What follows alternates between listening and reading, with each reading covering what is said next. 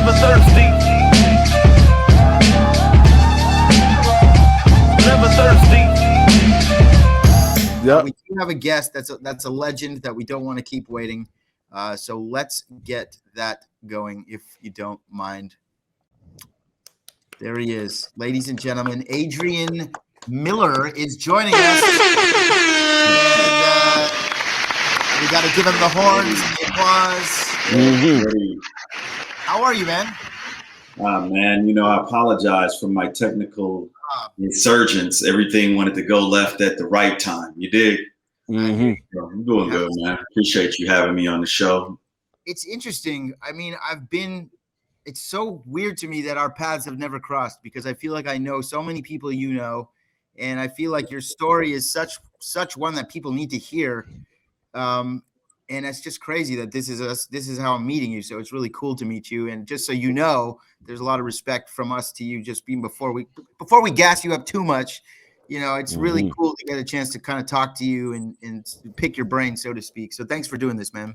Yeah, man. I mean, I employ anybody who wants to speak about, our life and times in this. I don't look at it as a destination necessarily, just my journey. Yeah, and your journey has a lot of crazy stops along the way. According to your bio, you're from St. Louis, but how did you end up on the West Coast? I just watched this movie called Claudine. I don't know if you've ever seen that. No, I have. Yes. Yeah, you feel me? Yes, I've seen it. I was peeping out Claudine, and it really just talks about how the inner city Black family experience in the early 70s was really in that. That's how I wound up in LA, except for that true love story was actually my mom. She got invited to come be with her high school sweetheart in Los Angeles. Wow. So I, in turn, got shifted off and was like tucked up underneath.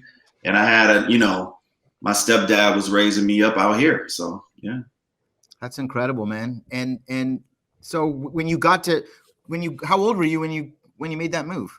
7. Oh, yeah, so that was 1977. Okay, so your formative years were spent in Los Angeles, like a teenager and all that stuff. So, well, yes and no, because I got into a bit of a thing. Like, I was a bad kid, and my dad wasn't having it. He was just like, "You're gonna have to get this kid off of my block and out of my home," to my mom. And my mom was like, "I don't want to get him. That's my son. That's my baby." Blah blah blah. My dad was like, "He ain't mine. Get him out of here." And so they sent me to be with my grandma, like right around 10. So you say like 6th grade through high school, I was in St. Louis. I went back to St. Louis. Oh, you went back to St. Louis. And I was back and forth all my life. Got it. So a lot of kids out here knew me from school, but then didn't see me during school. So they assumed I went to another school, because on holidays and stuff, I'd make my way back to LA and kind of keep myself in what little mixes I could, I don't know what kind of mix you're going to be in at 12, but Was there a certain point there, like, where you decided like music is what I want to do and want to be a part of? Like, were you an aspiring artist? Like, I always am curious. All of that. Yeah, I mean, like, all of that. I grew up listening to music, being a part of it. My dad owned a club. He owned one of the best Black clubs in LA. And, he was the man for a minute. And then I loved the fact that he was the man, because I got a chance to hear the music. Like, my first 12-inch record was Double Dutch Bus. And I bought it at the record store that everybody went to, called The Rage in LA. And I thought I wanted to first, be a dancer, be a break dancer. Yeah, well, everybody was dancing during that point. Yeah, everybody was getting the moves in. I was pretty good. I was all right, whatever. As Fat Lip says, I still got it. But yeah, it was more about. It was always about music. Like, if you knew me in 6th grade, you knew I had a radio with me walking around. So I was always known for radio. And if you wanted to really get into a fight, you would touch me or my radio. Now, that's interesting that you bring up a radio, because I think that's a great tie-in here. Because when you had your radio, you were likely probably listening to your own cassettes or something in there, because there was no real radio to listen to. These songs weren't on the radio.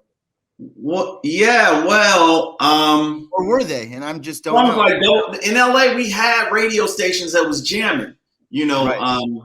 Because I think of KDAY as like the first kind of like and before KDAY, we had, you know, there was classic R&B, but would try different things, and you know, the programming out here wasn't. And I'm talking about before KDAY, because you know, I was there when KDAY started. Right. I was in town when KDAY started. Some of my best boys were mix masters on KDAY. Battle Cat, Curtis Harmon, Michael Mixon Moore, Ralph M, the Mexican, Tony G, Julio G, DJ Aladdin, Dr. Dre. Like, some of those guys were some of my best dudes at the time.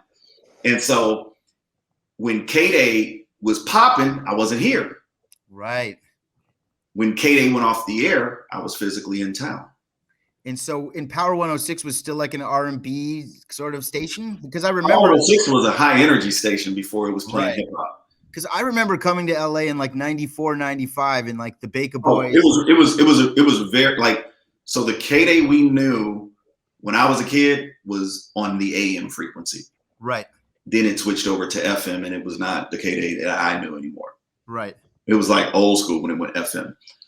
Right. And so, you know, my point is like hip hop was so big, and it, you know, the bubble was starting to really grow in the mid 90s for sure.